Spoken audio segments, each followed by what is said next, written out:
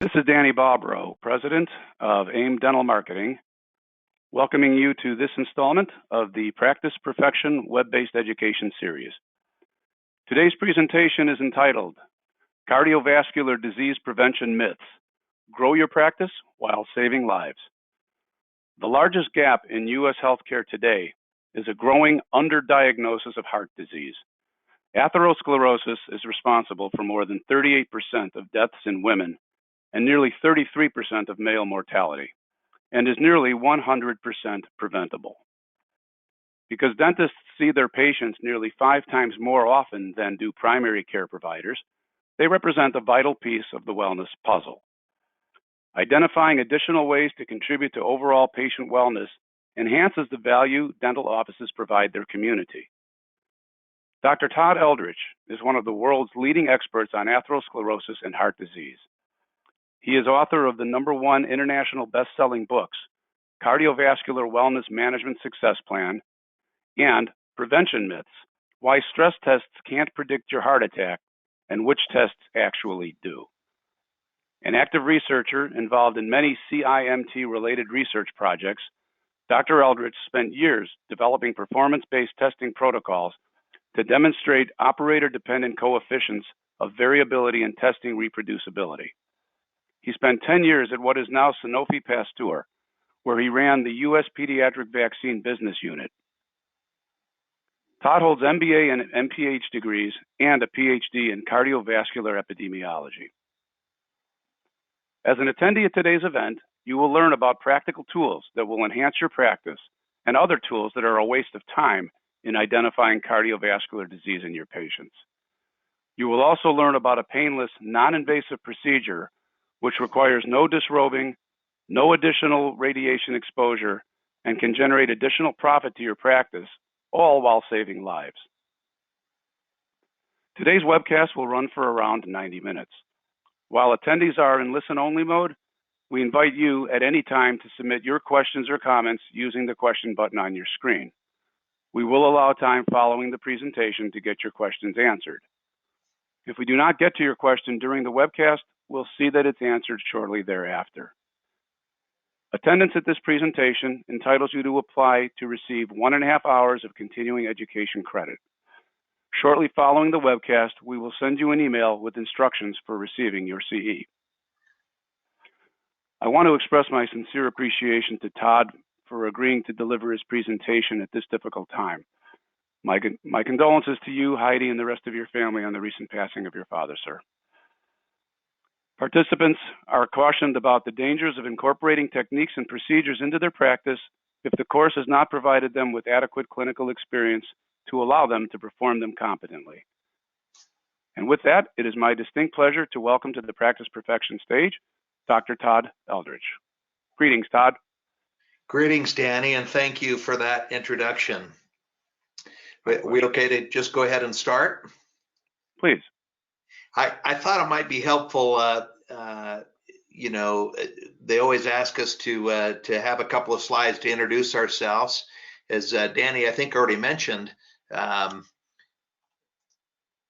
sorry, there we go. I've got 2 books out. I didn't ever intend to write a book in the first place, but got kind of cajoled into it.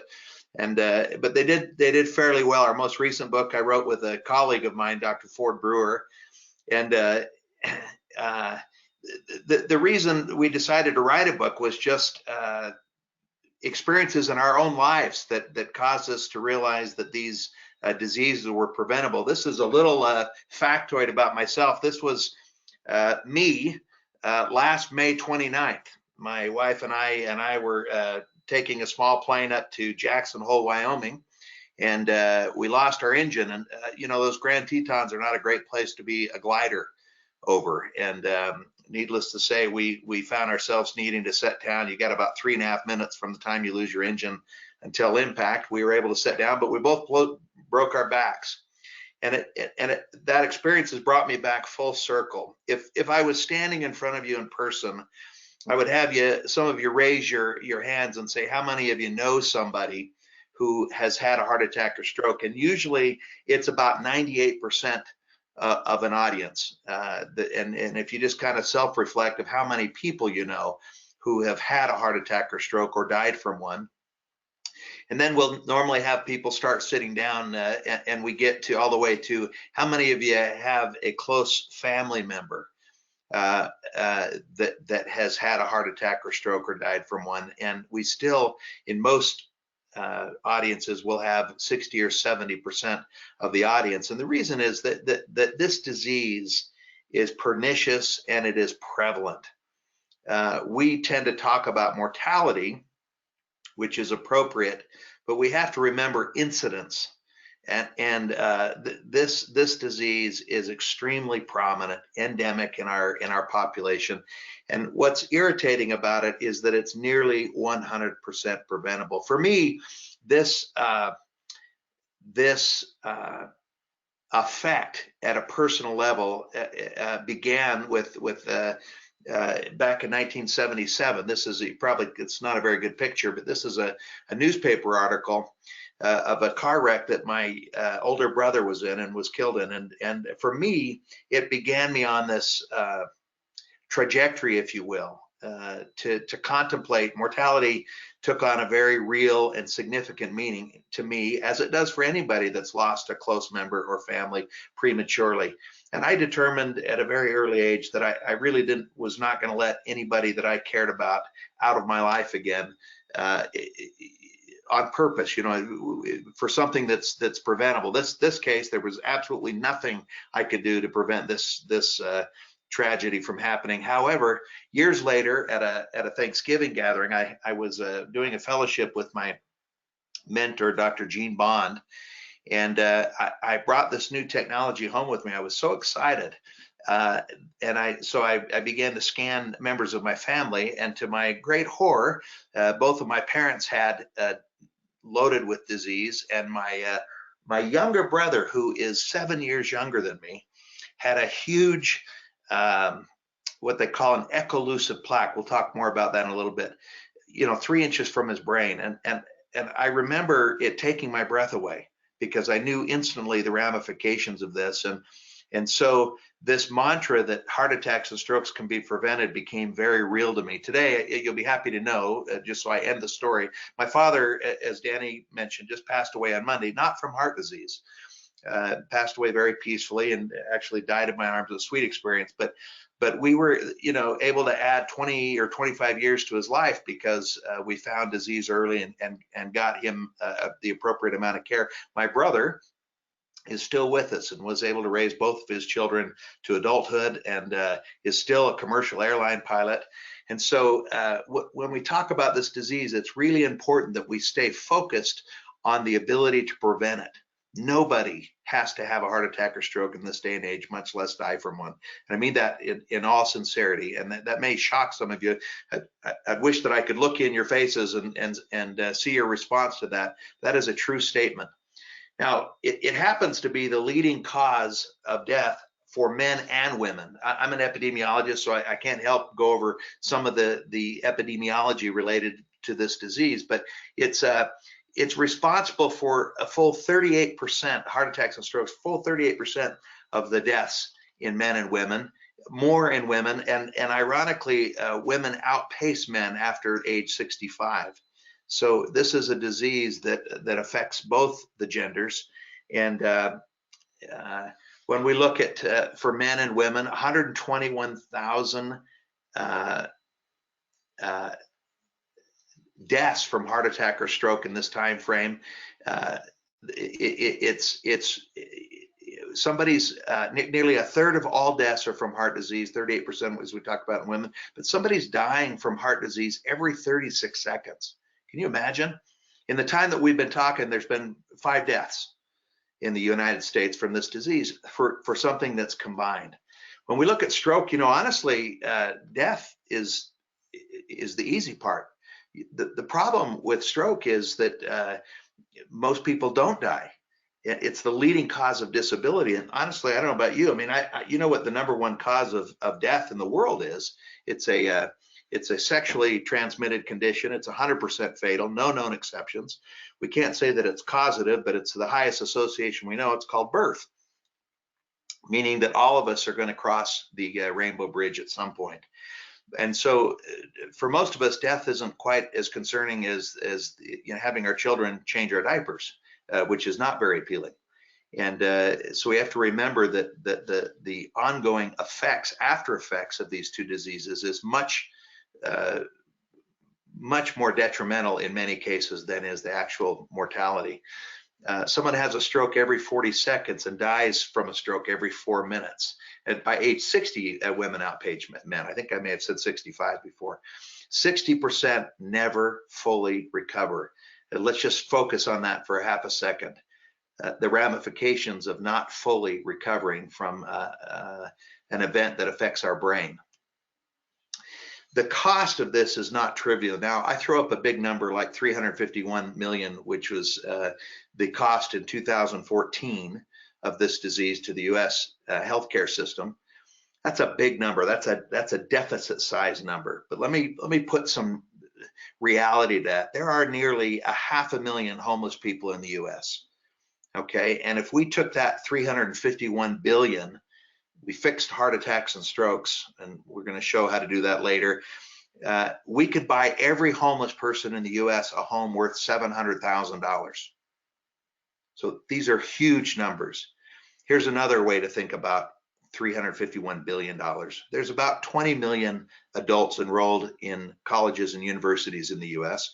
We could write a check to every one of them at the beginning of the year for $17,500 to help pay towards tuition for just the cost of what we're currently spending on this one disease.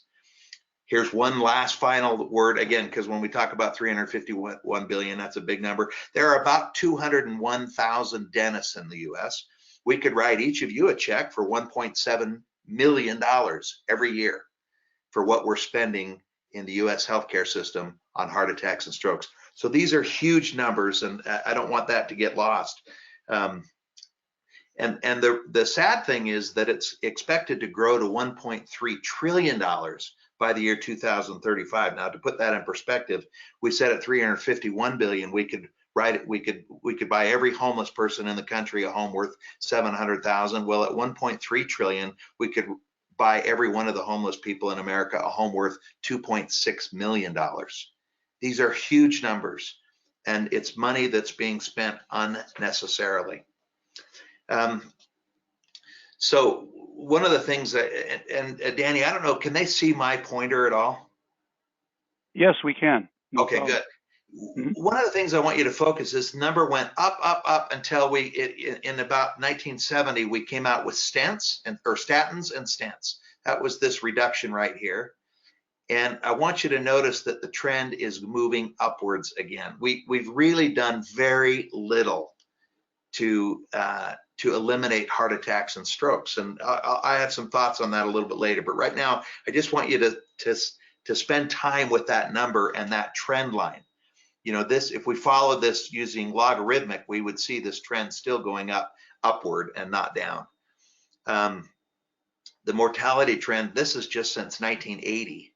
Again, since 2010, we've been moving upwards for heart attack and stroke. These are terrible statistics. If you put these kinds of trends on even COVID, they would be unacceptable. It's taking about in the United States in men about 535 adults per every 100,000, which is just way too high. It tends to be an industrialized disease, meaning that in the industrialized countries, and part of that is because of McDonald's and Burger King, right? And I don't mean to, if you happen to own some of those franchises, I don't mean to attack them personally. I'm just saying that our forks and furniture, what we're putting on our forks and not getting off our furniture, is a problem endemic in first world countries. The rates for stroke also extremely high, and particularly high in the US. This is a trend line, and you don't have to get down into the details here. What I want you to see is that we're not really having an effect. That essentially we've been using the tools we've been using for 30 years to no avail, with very little effect to the trend line of this endemic disease.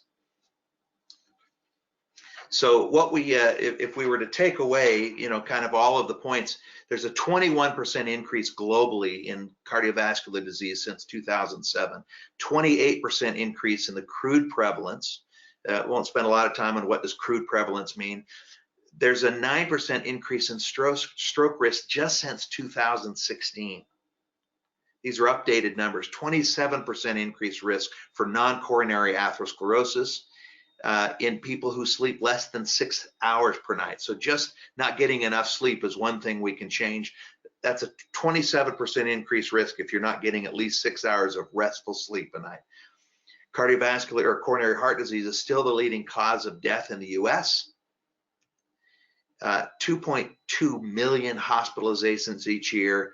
It claims more lives each year than all deaths from any kind of cancer and chronic lung disease combined. So this is a pernicious disease when you stop and reflect that, lung disease, a lot of the cancers are not preventable. We catch them early, but if you get it, you get it. Cardiovascular disease is nearly 100% preventable. So insanity is, Albert Einstein, it's attributed to him saying that insanity is doing the same thing over and over again and expecting different results. And that's what we've been doing with regards to cardiovascular disease. We've been doing the same thing. And I'm going to talk more about that when we get into the actual myths. Right now, if I could just kind of refresh your memories on what we mean by coronary heart disease or cardiovascular disease or atherosclerosis, and we'll talk about the clinical pathway. And I think I expressed this earlier. It's forks and furniture. It's the sitting on the couch and having our Big Macs and fries. We're eating the wrong foods and we're not moving. Movement is medicine, and we're just not doing enough of it. But the disease, sorry about this busy slide. This slide actually is interesting to me because it captures the entire disease process all the way through the development of plaque. But it's way too busy for a meeting like this. So we're gonna take this down several notches and talk about the disease, which is not at all unlike facial acne, which is why I've got these gross images on here. And let me explain that, what I mean by that. When we were teenagers, we could feel a pimple forming long before we could see the white splotch in the mirror, the red splotch, right? Because it hurt. That inflammation would raise the skin, and there are nerves in there, and we could feel that pimple forming long before we could see it in the mirror. And then if you waited long enough, you'd have this soft whitehead pimple that would eventually become a cottage cheese-like substance. This disease, atherosclerosis, is very similar, not at all unlike acne, facial acne. So the first thing that happens is that there's endothelial dysfunction in atherosclerosis. It involves a series of early changes that precede the lesion formation. The changes include greater permeability of the lipoproteins, upregulation of leukocytes and endothelial adhesion molecules, and the migration of leukocytes into the arterial wall. By the way, the orientation of this is up here. This is the one cell thick layer called the endothelium. It lines all 100,000 miles of vessels in the body. So up here is the lumen where the blood flows. And down here you'd see the smooth muscle tissue, and then the adventitia, which should be down below this media. But so right here is our blood flowing, and during the initiation of atherosclerosis, LDL-C accumulates and it gets trapped in the subendothelial. So down here in the intima, it gets trapped in the extracellular space within the arterial wall. And then the next thing that happens is that the local vascular cells mildly oxidize the LDL that's accumulated or trapped in the subendothelial space down here to form, it's kind of a minimally modified LDL, which is able to stimulate the recruitment of monocytes.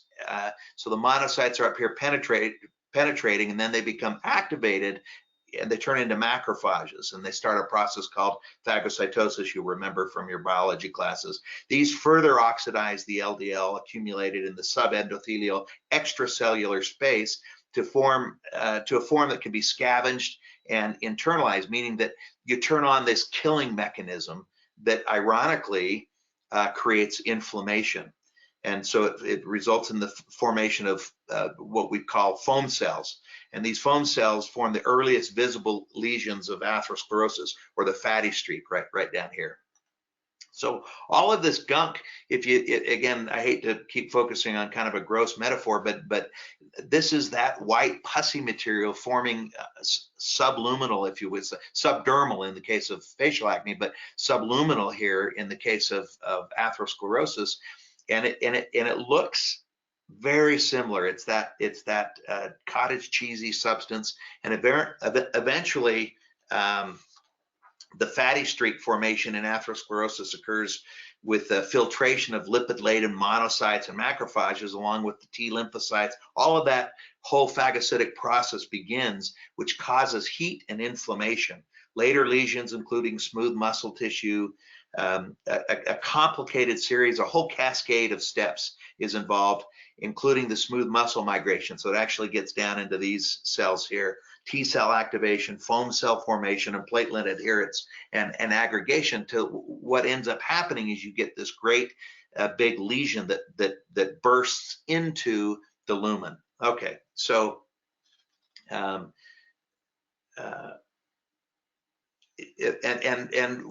me just go back here. The problem when this lesion forms, it releases enzymes into the bloodstream that activate platelets in blood.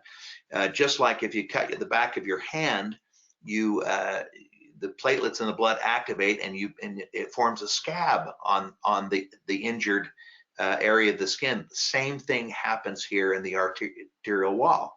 So we get an injury that's formed, ironically, by this pushing upwards and outwards of these this phagocytic material, these foam cells and enzymes, and they push right into the lumen. And so what happens when the platelets are released is that blood tries to heal these wounds, and you get a thrombus. So at least 50% of the time, it's not the actual lesion that causes an event. It's the subsequent thrombus that's forming. Okay, so let's just review. This is another busy slide. Please don't feel the need to read. There's nothing in here you need to read. What I want you to pay attention to the arrows, and because this will speak to the fundamental problem, why cardiovascular disease is still so prevalent in our society. The disease begins in the blood. We have these cells floating through the blood, circulating through the circulatory, like they're pathogens, right? They're disease causing, like cholesterol, and we can see them first in the bloodstream. But in order for those pathogens to cause problem, they must penetrate into the endothelial wall, which causes diminished vascular function. So as we age, one of the things we note, that we may not catch our breath as easily. We noticed that vascular function is not as responsive. In men, they get erectile dysfunction later in life, and this is an early sign of a compromised endothelium. The last place that we see this disease is in the physical structural wall of the artery, where these lesions form. Now, when we heal the disease through pharmaceutical treatment or whatnot, we see the changes first in the bloodstream, and then we actually should see improvement to vascular function. And the last but not least, we can actually see physical changes to the arterial wall. We'll see diminished inflammation, as well as structural changes in the actual atherosclerotic lesions. The pimples themselves change in their echolucency from a soft whitehead pimple, if you will, to a totally calcified. So these changes are important to understand. We can monitor them. Hopefully that's enough of a review of this disease to make sure we're all talking about the same things. All right, let's get in. We promised to talk about the myths relating to cardiovascular disease. And the most important myth, and the myth that is the most common myth, if you poll people in the US, they believe, and there are even physicians in primary care that believe, that cholesterol will predict with some amount of accuracy those that are going to go on and have a heart attack and stroke. And I will tell you, this is categorically wrong. It's incorrect. Now, I'll have my lipidologists, if they were on here, would take issue with that. I will tell you, LDL-C has a mild associative relationship, not causative. And there are some great lipid moieties that are a little more predictive. For example, ApoB or LP(a).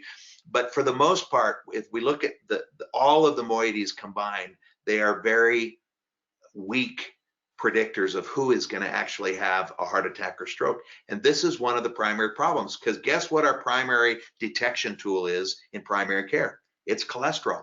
It's a part of the Framingham risk score. You can't come out of medical school and not know how to do CVD risk assessment. And top of the list of risk assessment, an 80-year-old technology and a 130-year-old technology. So the 80-year-old is cholesterol, is now 80 years old, believe it or not. And the second one is 130 years old now, and that is blood pressure. And I'm not saying that they're unimportant. What I'm saying is it's insane that we are still using these as our primary detection tools, 80 years later. Okay. So one study by ACASA showed that 75% of the men and 82% of the women are missed and didn't even qualify for treatment using ATP3 guidelines. Let me talk more about this study. This was a group of patients who were lying in their hospital bed. They'd already had a heart attack or stroke. So there's no question about whether they're sick. Okay, they have had their heart attack or stroke. They're laying in their hospital bed. Somebody got the bright idea, hey, you know what we ought to do is we ought to draw their blood and see who has, see what their cholesterol profile looks like. And here's what they found. 75% of the men, 82% of the women did not even qualify for pharmaceutical treatment using the current ATP3 guidelines. That's insanity. That's the very definition of insanity. So meaning that if we tested, if we didn't know about the heart attack stroke, they wouldn't have gotten care. 122,000 patients in a meta-analysis done by Cotton and company showed that 15% of women, almost 20% of men had none of the conventional risk factors. And so our traditional risk factors, which is the bread and butter of determining who is and who will not go on to have a heart attack or stroke, is really getting people killed. And that is the #1 problem. In fact, I'm going to talk about one other study I don't have on a slide by Ritker and Associates. He was actually testing a new marker, HSCRP, and in 28,000 women studied in a group that went on to have heart attack or stroke, only 46% of that group had elevated cholesterol beyond 130 milligrams per deciliter. And so cholesterol, what I hope you take away is it is not going to tell you with any amount of specificity who will and who will not go on and have a heart attack or stroke. Okay, so how predictive are these traditional risk factors? We have to remember that atherosclerosis is a multifactorial disease. It's a combination of genetics. There's environmental factors, the air that we breathe, whether we're around smokers or not, and then all of these work together to have variable outcomes. So the traditional risk factors may not reflect the atherosclerotic process at the arterial wall level.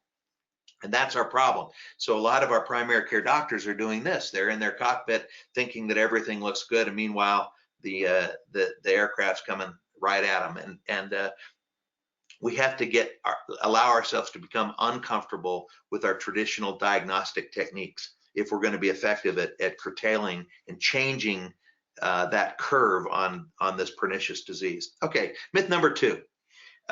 Carotid duplex, nuclear stress tests, stress echoes, treadmills, SPECT and PET exams, angiograms, they are all effective at screening for CVD. This is false. In fact, my second book is called Prevention Myths, and it's about why stress tests can't predict your heart attack or stroke and which tests actually do. And we do 9 million of these tests a year, guys, 9 million of them. And they tell you absolutely nothing about your future risk of heart attack or stroke. What they do tell you is if you're a candidate for surgery today. If we all remember Tim Russert, that passed away a week after meeting with his cardiologist. It was not that we didn't know he had atherosclerosis. He passed his stress test with flying colors. For most people, and I'm talking well over 70%, minutes before they have their heart attack or stroke, they would pass every test in the cardiologist's office with flying colors. And that's because, not because they're bad tests and not because cardiologists are bad physicians. It's that those tests are designed to tell the physician something different than what the patient thinks it's telling them. So patients go in believing that those tests are going to tell them if they're at risk for heart attack or stroke. That's not what they're doing. What they're telling us is whether or not I can operate. You have to remember that cardiologists are surgeons. We can't go around cracking people's chests open just to see what's in there. And we can't run catheters up people's legs just to see what's in there. Those procedures introduce risks that are unacceptable for all but the very most sick of society. And so this particular study, 86% of the myocardial infarctions are in people that had plaque less than 70%. Why is 70% significant? Because 70% is the number you have to exceed 70% before we can ethically run a catheter up your leg or crack your chest open, because the risks are higher than the benefits. Once you hit 70%, or if you're symptomatic, meaning you're having heart palpitations or heart pain, now we can justify introducing some of these risks through surgical procedures. But below 70%, we really can't justify it ethically. But the problem is that 86% of the events are in people with less. 68% are in people with less than 50%. Let me tell you the significance of 50%. If you don't have a 50% blockage, you don't even show a hemodynamic disturbance in the blood flow when I put an ultrasound up on your neck or your chest. And so these are really important numbers to wrap your head around. The reason is most events are not caused by a pimple that grows so big that it causes a blockage. In the vast majority of cases, what happens is it's a smaller pimple that ruptures suddenly and spontaneously. And when it ruptures, that white necrotic material you would find in a pimple gets pushed up almost instantaneously to the smaller vessels of your brain, where it causes a blockage and your brain starves for blood or oxygen and you have a stroke, or to your heart and you have a heart attack. Of course, there's a whole cascade of other things that happen, most often leading to a thrombus, but they are all precipitated by a ruptured lesion. So finding a pimple that's so large that it's causing a blockage is not going to solve the problem for most people that have a heart attack. So what does that mean? It means that we've sentenced 86% of those that are going to have a heart attack or stroke to go ahead and have it anyway, because their cardiologists ethically have their hands tied behind their back. Now that should scare us. Now, why is that? This is a popular company that goes up, very good company. So please don't take away. We're not dishing this company at all. They do great testing. I wish they wouldn't do the carotid test that they do. The carotid test that they do is a duplex.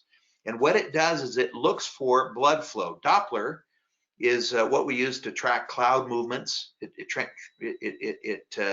enables us to visualize movement. And in this case, it's the movement of blood. And so until you have a blockage of greater than 70%, these waveforms are completely normal. And so it's going to catch the 2 or 3% that are in need of surgery today. Yeah, if you get one of these and fail it, you need to go to your hospital today. Do not pass go. Don't wait till next week. You should go directly to the doctor. It's a miracle you haven't already keeled over. But the problem with that is if you're not in that group that has a blockage greater than 70%, guess what comes back on your report? Normal. And for the vast majority of Americans, they see normal on their test and they say, oh, I'm good. So that's why the American College of Cardiology, the American Academy of Family Physicians, virtually every governing body over a group of physicians has asked us to not use this technology to detect who is or who will and who will not go out, have a heart attack or stroke. It should not be used for screening purposes. Why? Because if you're less than 70%, you're going to get a normal, and you're not. All right, hopefully that's clear. The reason is that plaque, 99% of the plaque grows away from the lumen. So this is a slice of an artery. and just put on a microscope. So this white is where the blood flows, and right here is the plaque, right? So when I blow that up, you can see that that plaque is not even blocking the lumen at all. But here's the problem. You see this thin lumen here. That can rupture at any time, and all of this white pussy material leaks into the lumen, launching a whole cascade of things that are problematic in terms of a heart attack or stroke. So where plaque is imaged in IMT, we're not interested at all in what's going through the lumen. So this is now what we've done is look at a carotid artery in a lateral plane, so that we're just, so that your head's up here and your heart's over here on the right and your head's on the left. And if you look, this is a large echolucent plaque right here growing away from the lumen. You can see that this vessel may have even revascularized a little bit. See how it's made room for the plaque. And so it's not going to cause a blockage of blood flow at all. This won't even cause a hemodynamic disturbance. The problem is that if this ruptures, and you can see this is really soft over here, that can just seep out into the blood flow. And when it seeps out, that's going to introduce enzymes that will activate the platelets, and you start your thrombus forming. So these are sneaky little guys, and they're launching a whole cascade of things, that all of which could lead to either a heart attack or stroke, depending where it is. Okay, I think we've beat that dead horse. This is my mentor in my fellowship was a pathologist, taught medical school at Wake Forest University for School of Medicine for 30 years. This is a patient that died from an acute myocardial infarction. But what I want you to see is this plaque. This is a thrombus. This is probably what got this caused death, is this big thrombus. The plaque, you can see there's plenty of lumen left, but these plaques are unstable, and when the blood's pulsating at a high rate, it can pull this whole gob of goop, so to speak. It can pull it right off where it's adhered to here, and up to the smaller vessels, and then you have a problem. So that's what's causing the vast majority of events. Okay, I promised we would cover 3 myths. The third myth is that there's nothing you can do about it. 4 years ago, we did a study of 1,000 people, and we asked people about if heart attacks and strokes were preventable. Most people, this is above 90%, believe there's nothing you can do about it. It's called aging. If you ask the average American, what do they mean when somebody dies of natural causes?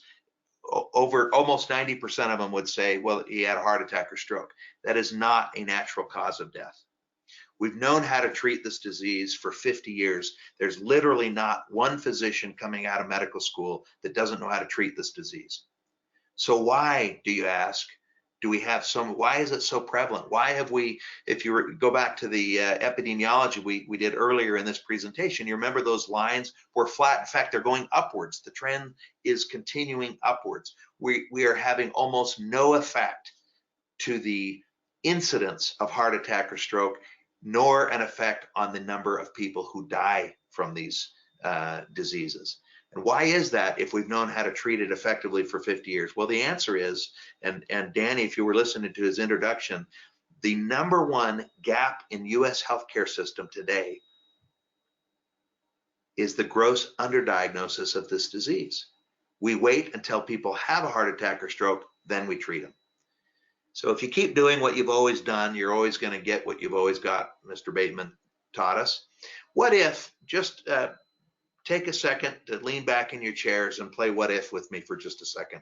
What if there was a magical test somewhere that could catch 98% of all of the heart attacks and strokes before they occur? Wouldn't that be cool? What if there was such a thing? If we just imagine that for a second. What if we had a pregnancy test, so to speak, or a mammogram for heart disease? Wouldn't that be a cool thing?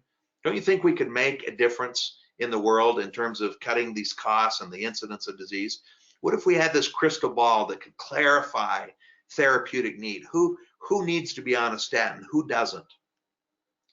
What if you could stop worrying right now to help better plan for your legacy, your future without health. What if you didn't have to worry about, when you hit 60, most of us start worrying a little bit. Well, I don't know if I should shovel my walks anymore. I don't want to have a heart attack. What if you could stop worrying about those things? Well, the answer is you can. In a 10-year, 100,000 person year study, I want to dive into that for a second. So when we say 100,000 person year study, that's a big study. That's following 10,000 patients for 10 years. One study caught 98% of the heart attacks and strokes before they occurred. And this is a cool study. What they did is they identified a cohort of, they actually looked at, I think, about 18,000 patients, but they got it narrowed down to 10,000 patients who were asymptomatic, meaning these folks, not only did they not have signs and symptoms for disease, but not one of them would have qualified for pharmacological intervention because they weren't sick. If they had high cholesterol, they couldn't be in their study. If they had low HDL, they couldn't be in the study. If they had high blood pressure, they couldn't be in the study, and so on and so forth. So if they had any of the traditional risk factors, they couldn't be in the study. Because this was important, they had them sign a waiver agreeing to not be treated for the 10-year period of the study. Now, that was not unethical because none of these people qualified for care at the time at the onset of the study, nor would they have qualified. There was one exception we ought to make note of. About 39% of them were smokers. I'm cynical enough to believe that they might have left those in just so they had some events to count. But this was a low risk group. No traditional risk factors, asymptomatic, very safe group to study. Nevertheless, 21% of this group went on to have heart attacks or strokes in that 10-year window. What did we learn? Well, first of all, this technology I'm going to teach you about caught 98.6% of the events. Now, let's talk about what 98% of the events. A home pregnancy test catches 97% of the events, and we must remember that this is after they've already been affected. Pregnancy test is you already have the condition. We're just telling you have it. In the case of IMT, we're telling them that they're sick. We're predicting heart attack and stroke, but they haven't had it yet. So very, very significant. That rate, by the way, is only true if the test is performed correctly. So this is another test, a landmark study, the Atherosclerosis Results in Community. Atherosclerosis Results in Community study, a landmark study that is still used today because it was so significant. And what we found when I talk about hazard ratio, I'll just hit this briefly. Essentially, a hazard ratio of 2.01 doubles your risk. So what they found is if a woman had LDL cholesterol above 160 milligrams per deciliter, she was her lifetime risk, she was twice as likely to have a heart attack or stroke than was somebody who did not have this condition, if that makes sense. I wish I could look into your eyes and get nods on whether you're tracking or not. And for a man, just a little bit below that. So not at all, if it's my mom and dad, I still want to know, doubling my risk, I want to know about that, and I'm certainly going to act on that. And that, out of those numbers came the statin class of drugs, which are known as cholesterol lowering. Turns out they do a lot more than that, but they got their package insert, they got their approval largely because they could affect and lower cholesterol. Okay, now let's talk about the so-called good cholesterol. If you had HDL cholesterol below, by the way, let me go back a second. 160 milligrams per deciliter, there's not a physician in the world, I don't think, that would allow their patient to get as high as 160 milligrams per deciliter unless they had familiar hypercholesterolemia, which is a very nuanced and small group of people. There's not a physician in the world that would allow their patient to get this high without hitting them over the head with a statin. So that's way, way, way too high. The goal right now in ATP guidelines is below 100 milligrams per deciliter, just for reference. In the so-called good cholesterol, they wanted us to be above 35. So if you were below 35 and you were a woman, you would have a 3.5 time increase in your lifetime risk of having heart attack or stroke, or just below a 3-fold increase if you're a man. These are huge increases. So we want to pay attention to that. That's, if it's me or my family, I'm going to say, look, dad or mom, if your HDL is below 35, we got to get it up. which, by the way, the statin class helps with that as well. Now, here's something I want you to pay attention to. IMT, which is the technology, the one test that we're going to talk about that could solve all of these problems. If you had an IMT above 1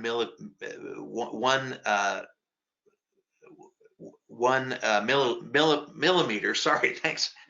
If you had an IMT above 1 millimeter, you were 19 times, your lifetime risk increased nearly 19-fold. So that's a huge increase. And we'll talk about why there's difference in men and women, but I just want you to think on that for a second. It's a huge difference. One little test that takes 10 minutes and has caught 98% of the events in a 10-year, 100,000 person year study. That's what we're talking about. So what is IMT? Let's just talk about what that is. It's a measurement of the intima and media layers of the artery in the carotid artery. Generally the carotid artery. We also measure the femoral arteries, but they're the most reproducible are up on the neck. It's a direct measure of generalized atherosclerosis. What do I mean by that? Well, we literally put electronic calipers on an image and tell you how many millimeters thick that vessel is over about a 1 centimeter region. And why is it good? Because the more inflamed you get, the thicker that gets. All the way to a plaque is actually multiples, could be 2 or 3 millimeters thick. So we can actually see it's a direct measure of inflammation. And of course, when it turns into plaque, we have a direct measure of atherosclerotic plaque burden. So it allows assessment of individual risk of events versus the risk of disease. So I want you to understand that cholesterol, one of the reasons it's not as predictive is it is a measure, it's a risk of disease. If your cholesterol is high, you have a risk of getting atherosclerosis. With IMT, we're actually measuring the amount and quantifying the amount of atherosclerotic disease burden.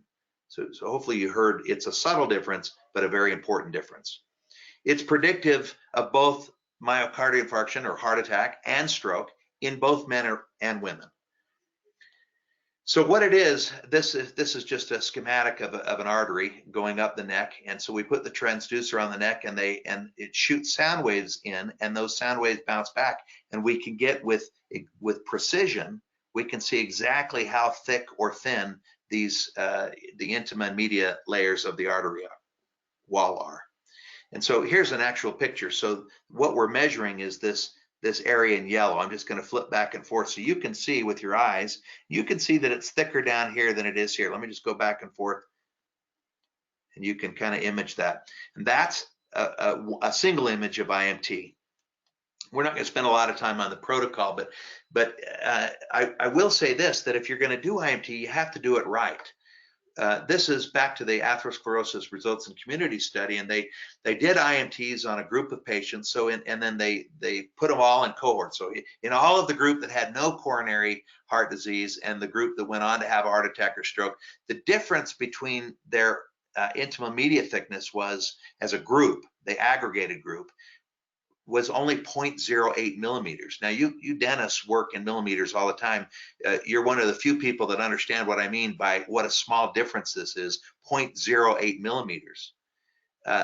If we think of a normative distribution curve, the difference from a standard deviation to get at the 95% confidence interval, you can't have a standard deviation more than plus or minus 0.02 millimeters, or you can't even determine who is sick and who's not.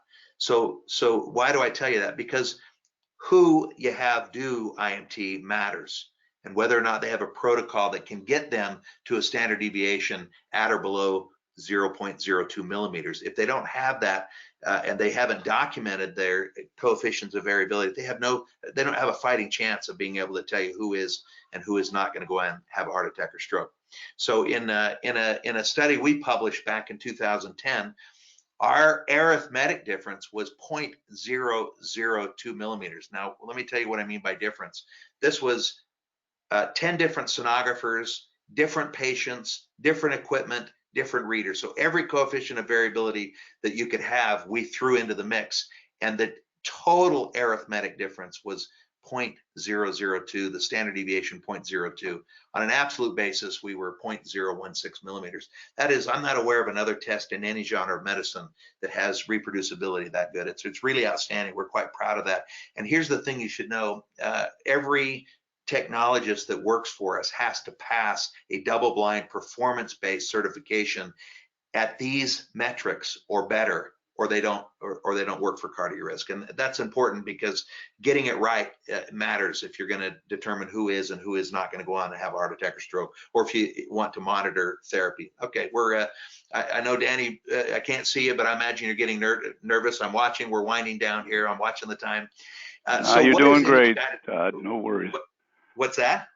You're doing great. No worries. Okay, you got my confidence. I'm at a high confidence interval. So I want to talk about image-guided therapy. This is a relatively new term that they're not even teaching in the medical schools yet. The idea is it's risk stratification versus image-guided assessment. So what does that mean? It means that if you're a primary care physician and you're throwing, prescribing statins, wouldn't it be nice to know if that was working? And wouldn't it be nice to know if there was more to it than just your cholesterol level that you were using as a tool to decide who should go on a statin and who shouldn't for life, by the way. And so our metric looks something like this. We say all adults over 30 ought to have this IMT test technology that we're talking about. It's a test, by the way, that I kind of explained what it is, but it's non-invasive, so there's no needle sticks, no disrobing. It takes about 10 minutes of patient time. It's very easily tolerated, and the sonographer just puts a little ultrasound transducer on your neck. It's the easiest thing in the world, but we recommend all adults over 30 get it. Why? Because we see disease, the Bogalusa study, we saw disease in children all the way down to 8 years of age. By 30 years of age, we see plenty of people with marked disease. So we're just simply saying as a screening tool, 30 years and older is a rational approach. Now, the American Heart Association, recommends adults 45 and older. We say younger than 45, and the reason is I have the largest database of IMT measurements in the world, I think, over 250 million measurements that tell me patients are getting this disease at earlier ages. And so we recommend 30. And what does a screen mean? Well, if they're all green, so the results come back much like blood labs that you've seen. If they're all green, a green blood lab is good, a red one is bad, means you're abnormal. If they're all green, they can come back and just check it every 3 to 5 years, kind of like you would a colonoscopy. If they have yellow or red, we recommend that they get scanned every year. Why? Because they have the disease process in place. We want to keep an eye on it. We especially want to see if treatment or therapy is working. So if they're all green, why do we say, what's the difference between 3 and 5 years? That can be confusing. Let me specify that. If I had a family history, meaning my father, my grandfather both had heart attacks at age 55, I would lean closer to every 3 years getting checked. If I had high cholesterol or familiar hypercholesterolemia or any, there's many risk factors. If I had those, I'd probably check every 3 years instead of every 5. That's the only difference. If you have none of those things, no reason to check it any more frequently than every 5 years. Now, if you're in the yellow or red category on your report, you have moderate to high risk, and so we recommend treating it, looking at it annually. So what does our test results look like? It's a very simple report. I already spoke about green light, yellow light, red light. This is a patient with yellows and reds. So we have an easy, probably the most common assessment people look at, although I wish it wasn't what they looked at first, is their arterial age, which this patient was 51 at the time of his test, but his arteries look closer to somebody who's 61. So there's a 10-year delta, meaning he's progressing faster than someone of his age and gender should, because he looks 10 years older. And if we go down to the absolute measures of inflammation, we can see this patient has a moderate amount of inflammation in his arteries, and even worse, he's got plaque. So he's got the pimples in his arteries, and if one of those ruptures, this person's going to have an event. And so he falls back in this category here. So we have how to interpret for our physicians and people that are using. They can get this online, but essentially we're looking for plaque first, because if they have plaque, it's no longer a screening tool. It is a diagnosis. That means these people have the disease responsible for 70% of the heart attacks and strokes. We no longer want to take anything for granted. We're going to treat them as if they're guilty. We're going to throw the book at them from a treatment perspective, probably pharmaceutically and certainly from a lifestyle standpoint. We do want to know, though, is the disease active? So there is one little metric we're going to check when we look at the kind of plaque they have. We want to know, is it old plaque? Is it healed?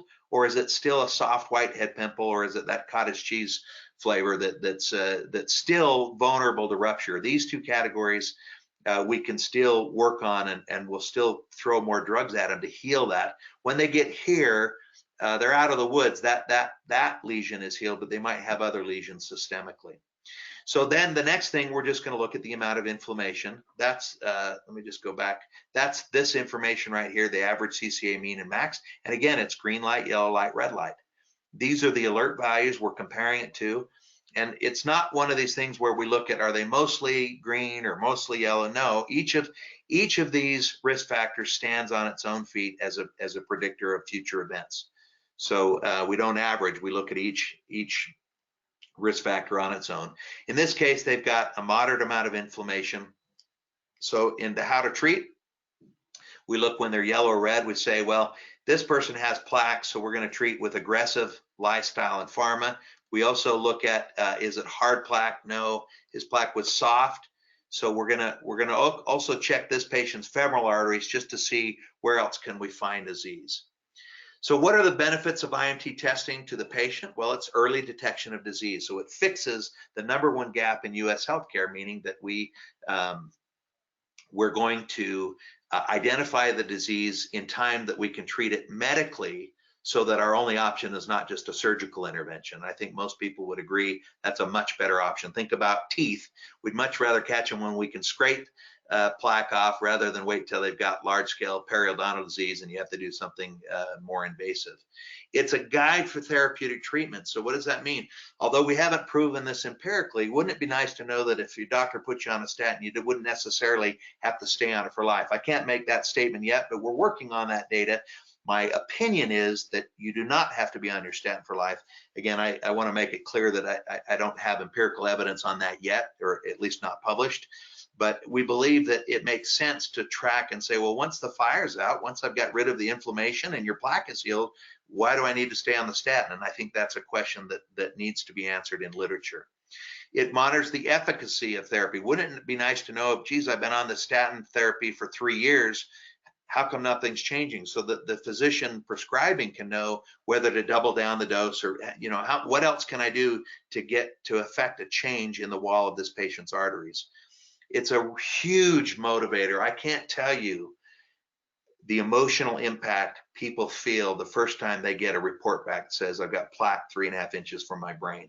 It has an emotional impact that's been proven in literature to have an effect towards on patient compliance. So it's a wonderful patient compliance tool. Would it be nice to have those kinds of tools in every profession? It's predictive in both men or women, and I can tell you that women were left off the table in a lot of the literature for cardiovascular disease until, believe it or not, the 1990s, which is horrific. It's terrible that we allowed that to happen. But in IMT, we have great data for both men and women. It's predictive in both. So why are we talking to a group of dentists about a tool that is clearly going to be managed in the primary care office? Let me tell you why. CVD prevention mislead patients, which often results in unnecessary hospitalizations and a litany of tests that they get that do not tell them anything about their future risk. So it's a huge cost to the system that's being done unnecessarily, where we could, with one very inexpensive test, we could tell them this is what we're going to use. And so we can tell them if they're sick or not, and then what to do about it. Patients see their dentist on an average. Danny said this at the beginning.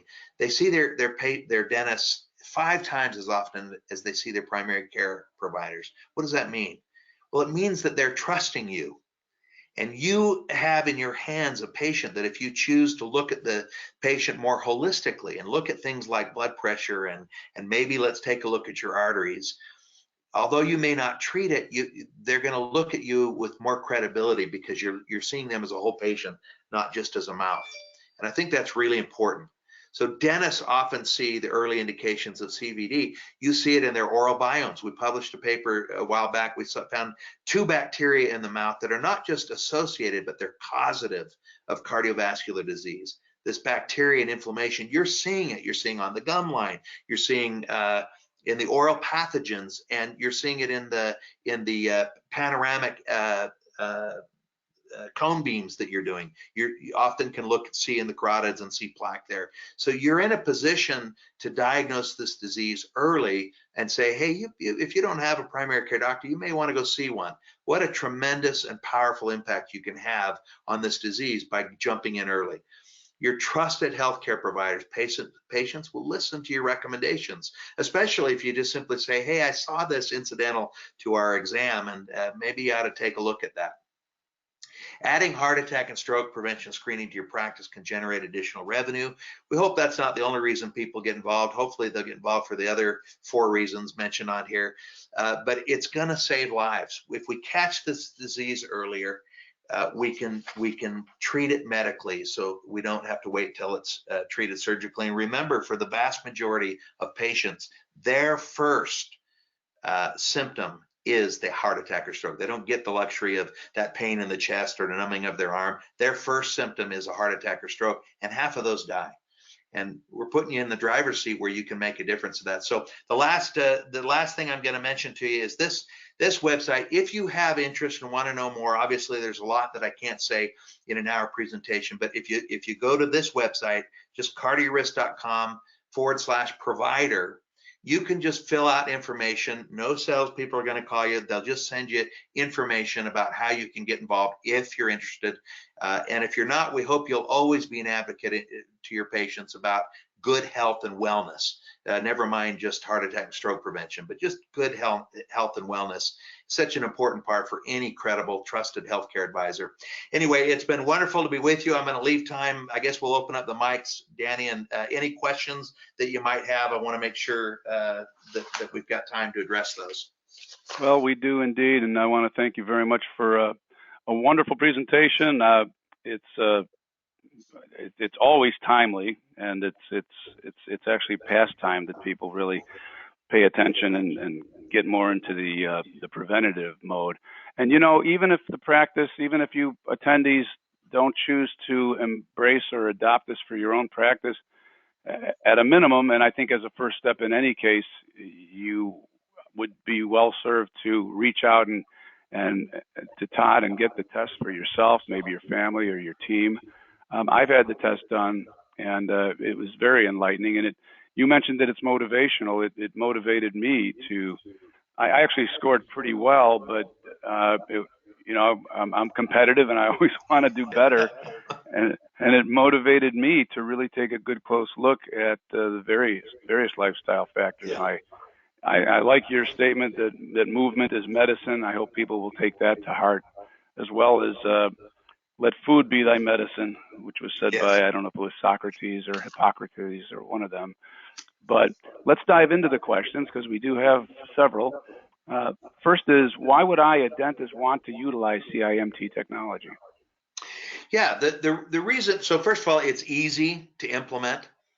You generally, as you talk to patients that you think are at risk, particularly, I would tell you, any patient that's got periodontal disease, I will almost guarantee you they're going to have cardiovascular disease. It's a direct pathway into the circulatory, for heaven's sakes. So those pathogens are going right from their mouth right into the bloodstream. So you're seeing the patients, and so it's a value add for your patients. We can do them right there in your practice. It only takes about 10 minutes. We book 15-minute slots for them, but it takes us 10 minutes to do the scan, and they can do it right in your office. But it's also, like I said, please don't do it because you want to make more money. But it does generate. We've priced it such that the going price, you make about $150 a test, and you just line up patients.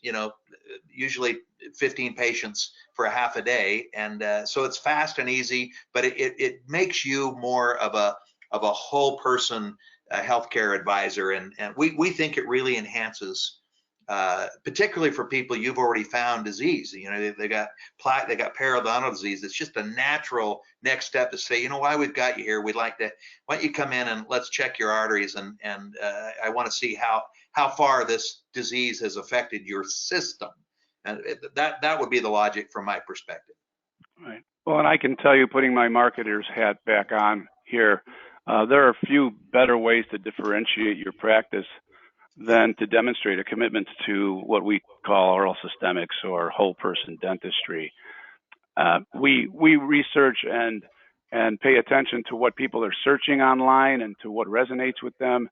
And people are more and more expressing interest in a healthcare provider that recognizes these links and doesn't just want a dentist who has essentially been viewed as a tooth carpenter. I think, Danny, if I could insert there to your point, you know, if you had to be an expert and you had to go to a week-long class to learn everything there was about this, it may not be a fit, but this is such an easy thing to implement. We come in, we provide all of the services. You're just going to hand them a report at the end of the day that says, hey, I think you need to have somebody look at this, because now I found it in your mouth and it looks like your carotid artery's loaded, and it's just a real value added. And you don't have to be an expert on any of this to use it in your practice effectively. Yeah. So I want to emphasize. And that was a couple of questions that I got, which I think spoke. You know, in the introduction, you know, you mentioned the research you'd done on operator-dependent coefficients of variability and testing reproducibility, which I think is a nice way of saying let the experts do this, because it is, yes. Yeah, which so you basically, for a practice to adopt this model of this service, they basically would sort of have a special day that they would arrange to line up patients, and then you would come out or have arranged for people to come out and do the testing and they share take the up results. One chair for a half a day, usually once a month or once a quarter, however often you want us. But here's the important thing: you don't spend $1 until you've been paid. So we don't bill you till 30 days after they've already been in and been scanned, and you're probably going to collect payment at time of service. So you're going to have the money in your pocket. There's no out of pocket for you, and that's important to note too. My son is a dentist, by the way, in Corvallis, and he's always saying, yeah, but Dad, I don't want to spend money for a black box. No. There's no cash outlay for you. I see. I did not know your son was a dentist. I should have. And that's Washington. I've got one that is a dentist that's been practicing for 3 years, and I got one that's headed a dental school. So if any of you want to give him a recommendation, he's a bioengineer, but he's trying to get in right for fall semester. So. Oh, that's wonderful. That's great. Well, we've sort of covered the next question. This was sent early, which is what's in it for me and my patients to offer this. I think good health and appreciation and referrals and all the rest. Anything else you'd care to add to that? No, I think that's it. And like I said, dentists seem to do quite fine on the revenue side, but there is a little revenue stream for you, certainly to cover your overhead. And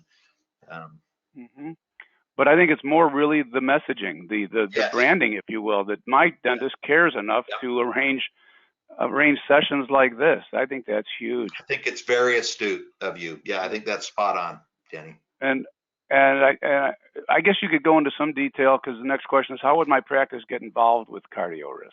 So that's, if they'll just go to this, the way to launch it, nobody's going to call you unless you want. But normally on this provider page, there's a place for you to give us the name of your practice manager, whoever you want us to contact. So we're not bugging you. It's a one call, that's all. We send all of the patient brochures, the posters to hang up, all of the advertisements, the video loop that you can run in your waiting area if you want. All of that we'll take care of. We're very sensitive about providers' time, so we won't bother you unless you ask us to. Most of the time, we'll just point us to who you want us to talk to, and we'll walk them through step by step how to implement it. Okay, but that's actually interesting news as well. That in addition to the testing, sounds like you provide some collateral marketing material. You mentioned the video. We'll handle everything, anything that you want. We don't mandate any of it, right? But we've been doing this 30 years, so we have all of the tools for letting the patients know about it, so that you don't. We're not trying to make you our salespeople or anything like that. if you'll just say, hey, if you know, did you see the video running on cardiovascular disease? And I think, yeah, if a provider will simply ask their patients to get it done because you're worried about, particularly those with periodontal disease, they really you can almost guarantee they're going to have it. And why don't we help those people get to the next step of care? Those are who we're worried about. Are people actually able to, because that really piqued my interest, if people go to your website, are they able to, or another way, see examples of the communications materials that you provide? Yes, so there are links. I can tell you that it all starts with this. There's a little form they fill out on this provider page. If they'll fill that out and point us to who we should talk to, we'll send samples of everything they want to look at, so they can decide. We don't have enough people to be twisting arms, so there's no person that's going to call and bug you every week. It just simply, we'll send a packet out to you so you can see if you want to get involved or not. Yeah, no, I think the point has been abundantly made that there's not going to be any, no salesman will call. So, yeah, I think that's good that you make that point.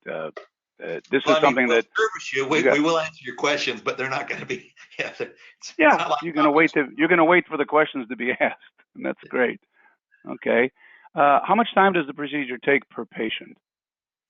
Yeah, it's normally 15 minutes of patient time. That's from the time our sonographer goes to the waiting room to invite them back, get them on the chair, put a little tissue on so they don't get ultrasound gel on their collar. But it's generally 15 minutes. They're in and out. Mm-hmm. And I guess the next question, I could probably just do the math, but how many patients can an average office scan in a typical day? Yeah, so we routinely have it's about 20 patients and a half a day. So, you schedule them every 15 minutes. Yeah, you can do the math. Yeah, and if you can do 20 patients in a day, that's great. That's 20 patients you've helped. How is your system capable of distinguishing between types of plaque? Yeah, that's a great question. Very astute, whoever asked that. So we use a proprietary software that looks at, if you know what densitometry is, I'm sure you do because you're looking at images all the time, but it basically looks at the gray scale sent by the sound waves. So a bright white is echogenic, meaning it's a lot of speckle in it, means it has a lot of calcium and collagen, just like on your cone beams. And then the darker it is, the softer it is. But it's all densitometry, and it's on a 100-point scale, and we put them into one of three groups: soft, heterogeneous, or echogenic. And that's how you translate it into I guess the volume as well as the composition would determine the color, red, yellow, or green. It's actually the sound wave. So it's what happens is, without getting into the physics of ultrasound, what happens is the sound waves they hit a surface and bounce back, and they bounce back at different frequencies. So a highly dense material, the sound waves can't penetrate, so they bounce back sooner, and that shows up as bright white on the screen. And it's a scale of 0 to 100. So the more speckle, the more those sound waves bounce back, and the less dense or the softer it is, the sound waves penetrate through. So they'll go all the way through the artery and hit a different surface, and so that sound wave comes back, and it shows up as a dark black signal, if that makes sense. Yep, it does. All right, you reference your test as being an emotional motivator. Do you also recommend therapy to reverse the effects your test identifies, or is that left to us? We joke about that, but we actually we have an office here in Salt Lake that we occasionally have people fly in. They want me to do it for whatever reason, and we please don't laugh, but we actually have a psychiatrist in our office with us. Not for that, it just worked out. She rented space from me, but fortuitous. You do have some people that get quite worked up, but no, generally therapy is not needed. Yeah. All right. Well, that was great. Thanks very much again. Thanks everyone for posing the questions. And let me just share that in a few days you'll receive an email with instructions on how to apply for your CE credit. And at this time, I now want to invite you to mark your calendars for Thursday, February 17th at 6 p.m. Central Time, when my guest will be Mr. Joe Rossi, whose presentation is entitled Practice Transitions and Growth Mastery, the exciting and rewarding journey from startup to exit. You can see the range of topics that we feature here on Practice Perfection. They run the gamut from clinical to practice management, which makes for, I hope you agree, interesting and stimulating dialogue. The present practice climate makes it an exciting time to contemplate a practice purchase or transition into retirement. Joseph Rossi and Associates offers a diverse set of real estate and practice transition solutions for healthcare professionals.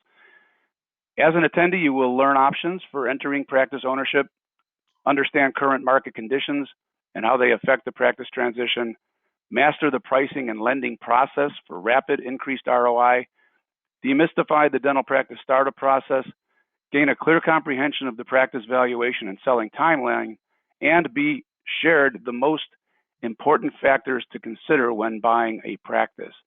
It all happens on Thursday, February 17th at 6 p.m. Until then, this is Danny Bobrow thanking you for your continuing commitment to practice perfection and thanking you again, Todd, for a wonderful presentation. My pleasure. Goodbye, everybody.